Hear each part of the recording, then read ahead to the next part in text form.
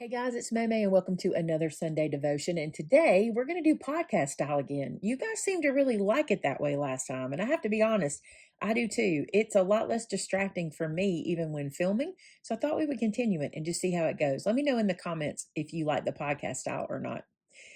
So we're continuing our series on gratitude and thankfulness. And today we're going to talk about being grateful for God's presence and his peace. And I want to tell you, these are two topics that I didn't think much about in my younger years.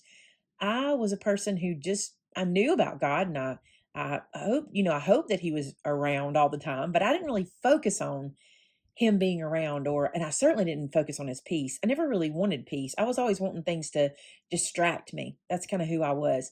Especially I dealt with anxiety at a young age. And distraction was always my relief. If I felt a panic coming on, I would do something to distract myself. I rarely, I would say never lean to God for peace in those moments. It was my first instinct to do something else and get my mind off of it. As I got older, that changed, and we can talk about that. But I want to talk to you about what it's like to to feel God's presence. Let's start with his presence. You know, we're so blessed as Christians, as believers, that God is with us. He is always with us. We are so blessed. He will never leave us or forsake us. It does not matter what comes our way.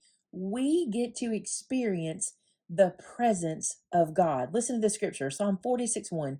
God is our refuge and strength. This is my favorite line. Ready?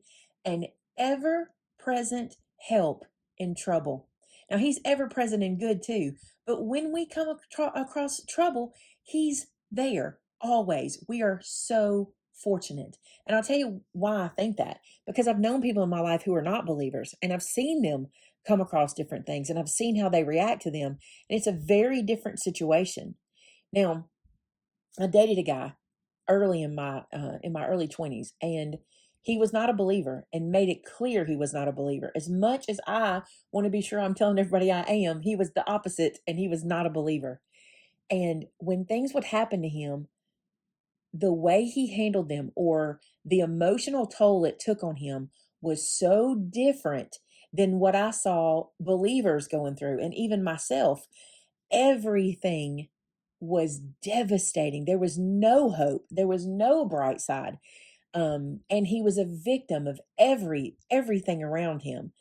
And I remember thinking, oh, if you just had God, if you could just understand that Satan's going to attack you, but with God, you can get through this and see it so differently than what you deal with. But he simply had no hope. Hope was not, I never heard him say, I hope. I don't think I ever even heard him discuss that he had hope for something. It just was end all be all, everything that happened. And for us as believers, we have a hope. We have an ever present help. No matter what we're going through, God wants to help us and he will help us. And we can always call on him. You ever just been to your wits' end with something, just done, just you don't know what else you're going to do? And then the saying, it's from scripture, by the way, my favorite is, but God. When I think there is no answer for a situation, God just shows up and shows out. And I'm so grateful for that. I'm grateful for his presence, how we can see it and feel it. Sometimes we can smell it. Sometimes we can hear it. Sometimes his presence is so thick we could almost touch it. You know what I'm talking about when maybe you're in worship and you can just feel his presence take over the sanctuary.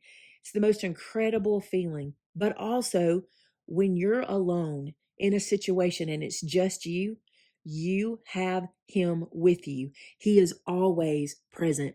Today in our Sunday school class, the topic was, is hell real? That was what they were talking about. And our Sunday school teacher said, do you believe hell is real? And of course, we said, yes, of course we do. And he said, it's odd, but the statistics say that more people believe in heaven than hell. And he said, you'd think those numbers would be equal, but they're not. And I was like, that is interesting to me. But then he said, describe for me, or if you were going to describe hell to somebody, what would you describe it as? And our pastor's wife said simply this. She said, the absence of God. And he said, the absence of God. And he said, I'm going to tell you something. I don't ever want to live without God. I don't ever want to be in a situation where I cannot have God and God is away from me, or God is gone, or I am cut off from God. And hell may be a lot of other things, obviously torment and torture and things like that.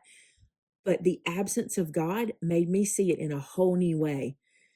I don't want to live like that. I always want to have God present and have the presence of him in my life. I want him to always be with me, and I'm grateful that he says that he will. I'm thankful for that he tells us he is an ever present help.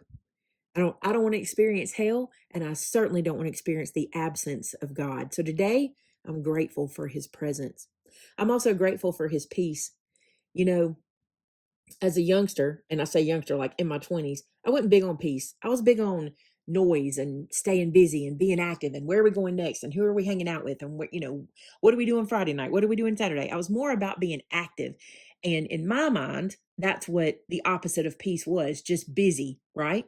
Because as I got older, or the older people around me are always talking about, oh, I just want a peaceful evening. I just want a peaceful night at home. And none of that really made sense to me then. Now that I am older, I love a good peaceful night at home. I love a good quiet day around the house or a good peaceful time. But God's peace is very different than that. And like I said, as I was young, that's what I thought about with peace. And I didn't really focus on God's peace because I wasn't much about it. But God's peace is completely different.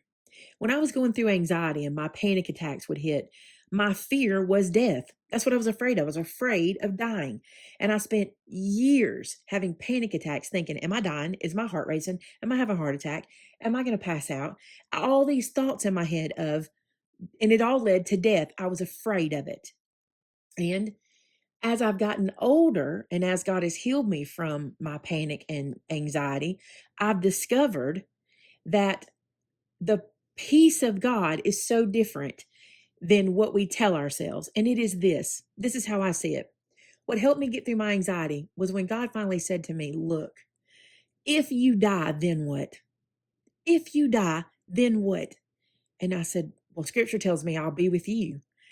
And he said, right. And so I understood in that moment the peace of even if, of God saying to me, even if you don't come through this, you still have me and you still have eternal life with me. And that kind of peace is a whole different thing than just being quiet.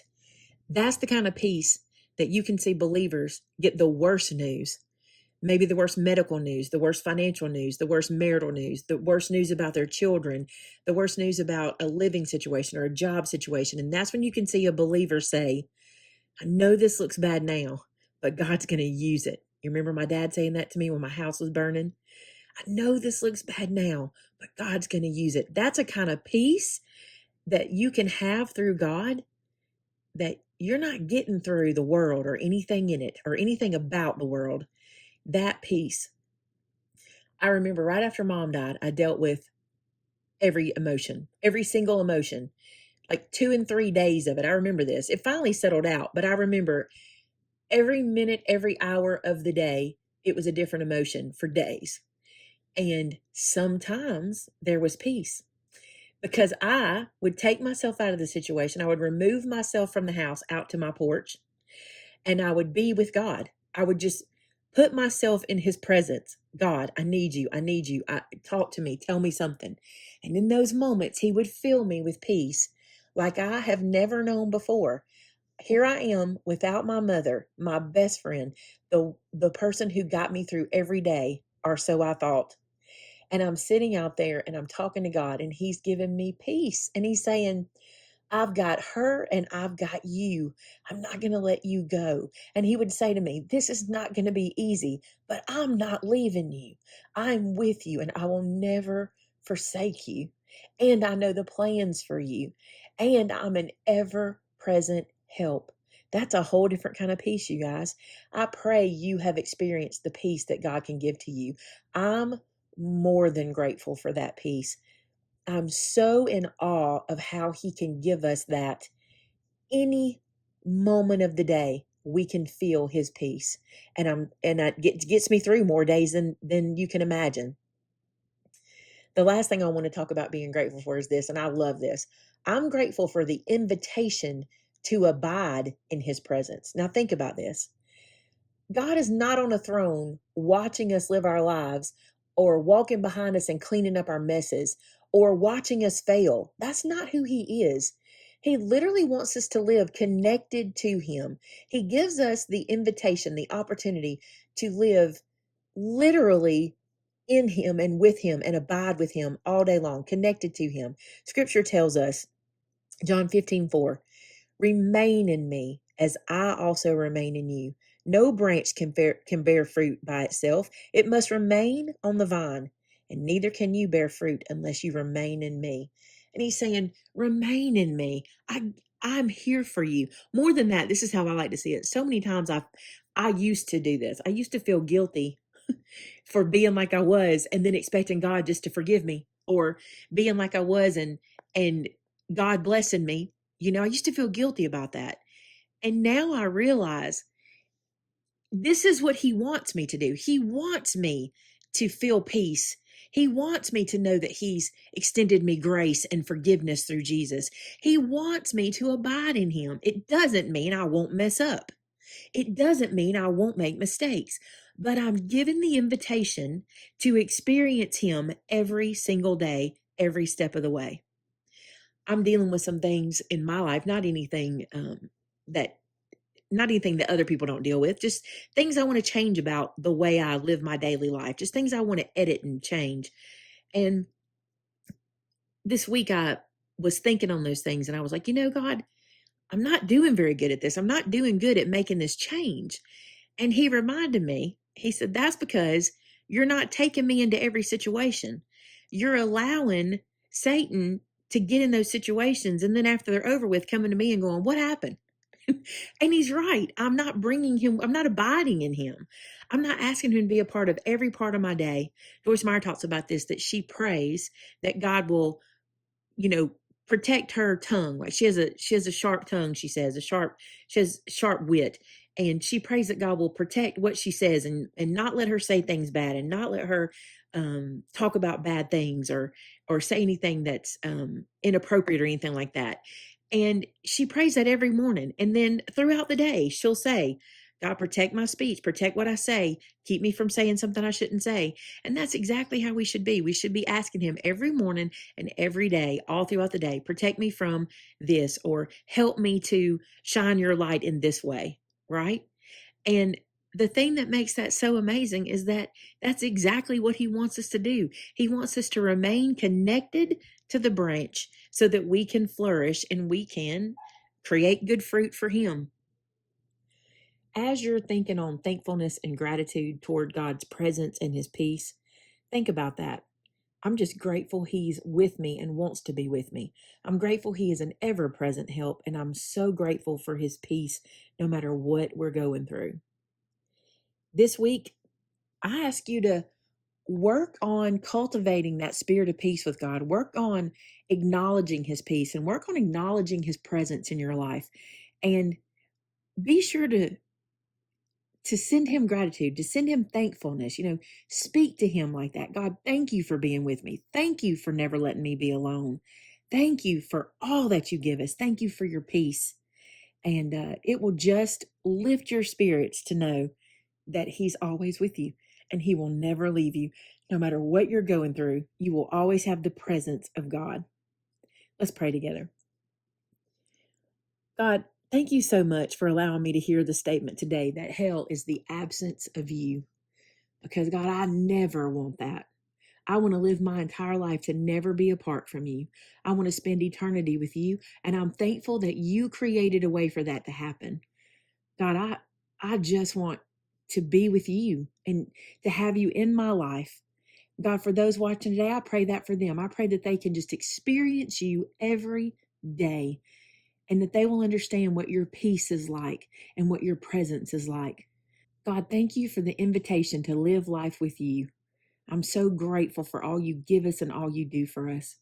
God, for those listening today, I just pray that you'll just give them a peace they've never understood before and they can see exactly what I'm talking about. Wrap them up in your presence and in your arms and let them know that you love them and you are an ever present help. Thank you for everything you do for us. In Jesus' name, amen. So I encourage you this week, look for God's peace and abide in his presence. Spend time working on that, cultivating a life that is lived in the presence of God, accepting his invitation to do that. That's what I challenge you to do this week. Also, I hope you have a wonderful Thanksgiving. I won't talk to you again until after then, or at least we won't have a Sunday devotion until after Thanksgiving. And I pray you have a wonderful time with some of your blessings. I pray that your family can be around, that your friends can be around. And if not, if you are alone for Thanksgiving, I pray that you will have a wonderful time with the blessing that is God, and that you can be thankful for everything he has done for you and will do for you. I love you guys. I hope you have a wonderful week. And until next time, bye now.